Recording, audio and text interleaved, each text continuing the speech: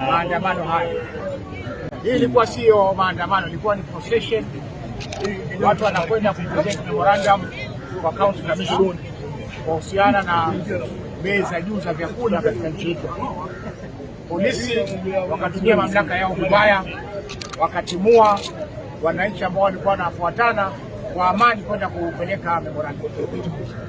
Katiba inasema kwamba uwajulishe kituo cha karibu cha polisi, lakini polisi wameamua kwamba lazima wao watoe permit. Hakuna mahali sheria inawapa nafasi polisi kutoa permit. Hiyo ilikuwa ni sheria ya kabla mwaka 2010 tulipopata katiba mpya. Hata ile sheria ambayo walikuwa wanaitegemea iliondolewa na IPPG 1997. Kwa hivyo hakuna sheria ambayo inampa nafasi polisi kulicense maandamano yote. Yake ni kutoa usalama kwa wale ambao wataandamana ili wasije wakavurugwa ama wakaibiwa. Kwa hivyo tutamwambia OCS hapo, tutachukua jina lake, tutampeleka kotini.